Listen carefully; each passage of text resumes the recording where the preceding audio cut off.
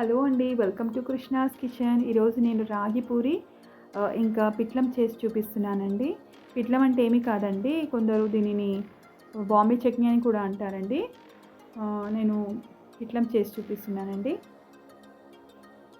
ఇక్కడ నేను 2 కప్స్ గోధుమ పిండి తీసుకున్నానండి. 1 కప్పు రాగి పిండి తీసుకున్నాను.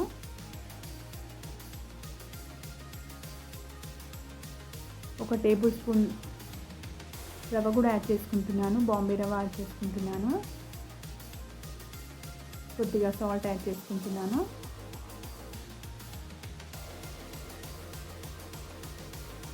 ఒక టీ స్పూన్ ఆయిల్ కూడా యాడ్ చేసుకుంటున్నాను. వాటర్ వేయకముందు ముందుగా వీటిని అంతా కలుపుకోవాలి. రాగి పిండి, గోధుమ పిండి, ఈ రవ్వ అవన్నీ బాగా కలుస్తాయి.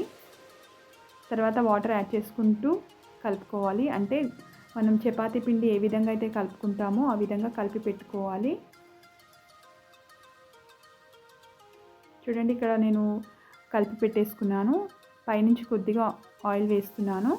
ఒక 10 to 15 మినిట్స్ అలాగే పెట్టేసేయాలి.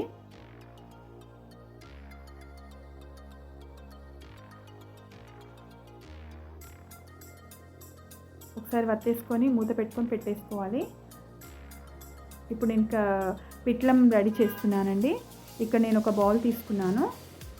ఒక 2 టేబుల్ స్పూన్ శనగపిండి తీసుకున్నాను. ఇక్కడ 2 or 3 టేబుల్ స్పూన్ కర్డ్ కూడా యాడ్ చేసుకుంటున్నాను. కొద్దిగా వాటర్ వేసుకొని బీట్ చేసుకోవాలి. అంటే ఫైన్గా కలుపుకోవాలి, ఉండలు లేకుండా. ఇది ముందుగా రెడీ చేసి పెట్టుకోవాలి. అంటే మనం కర్రీ చేసే ముందే రెడీ చేసి పెట్టుకోవాలి దీన్ని.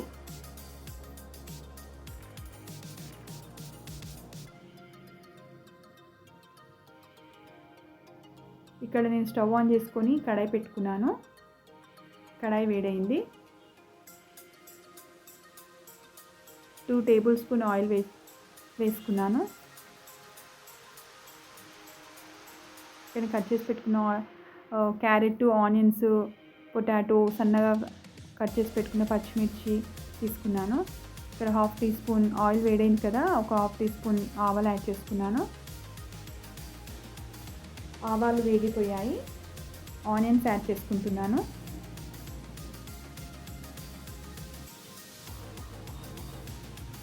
ఇక్కడ వెజిటేబుల్స్ అన్నీ నేను అన్నీ చిన్న చిన్నగా కట్ చేసి పెట్టుకున్నాను. పచ్చిమిర్చి కూడా వేసుకుంటున్నాను. ఒకసారి కలుపుకోవాలి. ఇక్కడ మనము ఒకసారి ఫ్లేమ్ అడ్జస్ట్ చేసుకుంటూ ఉండాలి.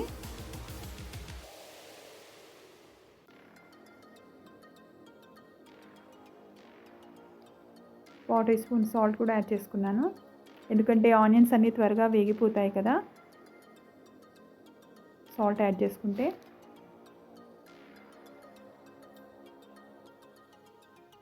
ఒకసారి మూత పెట్టేసుకోవాలి. ఒకసారి మూత తీసి చూస్తున్నాను. ఆనియన్స్ కొద్దిగా ఫ్రై అయ్యాయి, అంటే ట్రాన్స్పరెంట్ వచ్చాయి.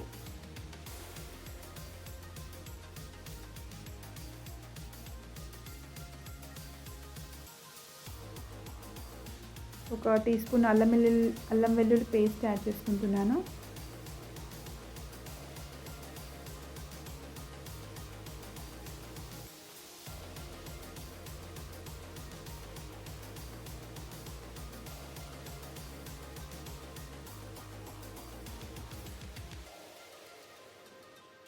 ఒకసారి మూత పెట్టేసుకుంటున్నాను. ఇక్కడ ఆనియన్స్ అన్నీ బాగా ఫ్రై అయిపోయాయి. ఇప్పుడు నేను వెజిటేబుల్స్ యాడ్ చేసుకుంటాను. కట్ చేసి పెట్టుకున్న కరివేపాకు, క్యారెట్ ముక్కలు,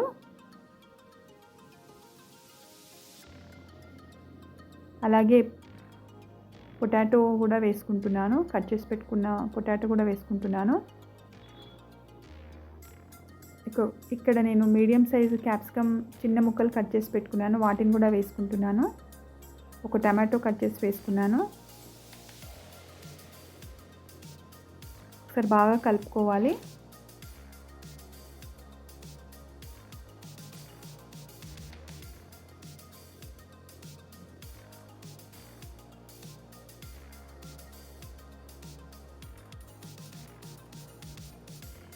ఒక పావు టీ స్పూన్ పసుపు కూడా యాడ్ చేసుకుంటున్నాను. ఒకసారి కలుపుకోవాలి.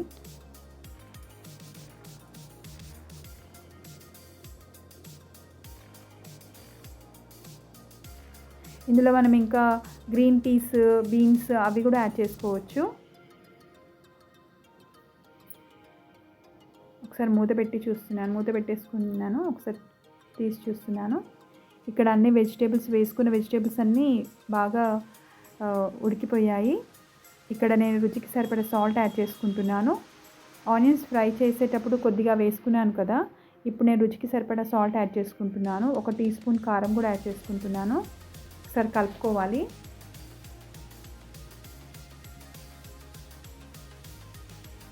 ఒక పావు టీ స్పూన్ ధనియా పౌడర్ కూడా యాడ్ చేసుకుంటున్నాను. ఇక్కడ నేను గరం మసాలా అలాంటిది ఏమీ యాడ్ చేయట్లేదండి. కొద్దిగా వాటర్ యాడ్ చేస్తున్నాను. వెజిటేబుల్స్ అన్నీ కొద్దిగా బాగా మెత్తగా ఉడుకుతాయని కొద్దిగా వాటర్ యాడ్ చేసుకుంటున్నాను.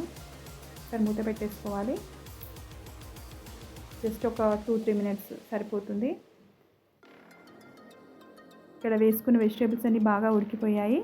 నేను ముందుగానే రెడీ చేసి పెట్టుకున్నాను కదా శనగపిండి ఇంకా పెరుగు, అది కూడా యాడ్ చేసుకుంటున్నాను. ఇది వేసాక ఒకసారి ఫ్లేమ్ చూస్తూ ఉండాలి అండి, ఎందుకంటే కొంచెం చిక్కబడుతుంది ఇది, అంటే గట్టిపడుతుంది.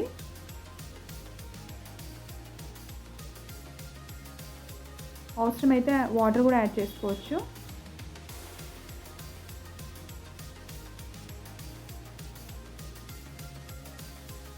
కొద్దిగా వాటర్ యాడ్ చేస్తున్నాను. కలుపుకోవాలి.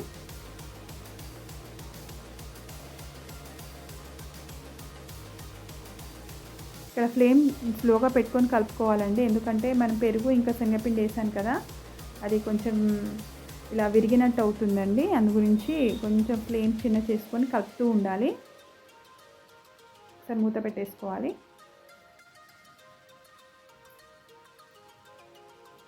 ఇక్కడ పిట్లం రెడీ అయిపోయింది.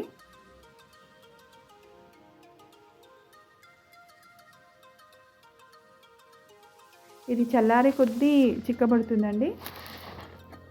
కొంచెం చూసుకోవాలి మనము, వాటర్ అవసరమైతే యాడ్ చేసుకోవచ్చు.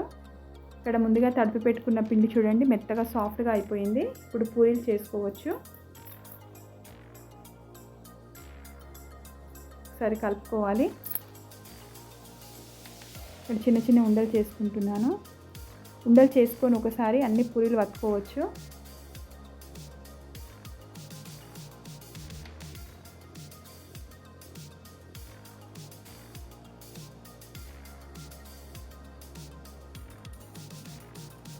మనం పూరీలు వత్తుకునేటప్పుడు పొడిపిండి అయినా పర్వాలేదు, ఆయిల్తోనైనా వత్తుకోవచ్చండి, మన ఇష్టము. మనకి ఏది కంఫర్ట్ అయితే అది తీసుకోవచ్చు. నేను ఇక్కడ పొడిపిండి తీసుకున్నాను. ఈ విధంగా అన్నీ చేసుకోవాలి. రెడీ చేసుకొని పెట్టుకుంటే పూరీలు వేసుకోవడం ఈజీ అయిపోతుంది.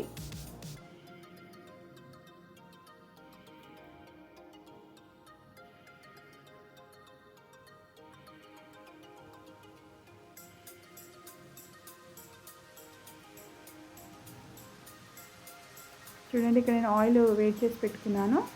ఆయిల్ వేడిగా ఉండాలండి. ఇలా ఒక్కొక్క పూరి వేస్తూ కాల్చుకోవాలి. పూరీలన్నీ చక్కగా పొంగుతున్నాయి. ఇక్కడ మనం మామూలుగా గోధుమ పిండి చేసుకునే పూరీలు ఎలా పొంగుతాయి అలాగే పొంగుతాయండి. రాగి పిండితో కూడా చేసుకోండి, ట్రై చేయండి ఒకసారి. ఎప్పుడు రొటీన్గా కాకుండా ఈ విధంగా కూడా ట్రై చేయొచ్చు.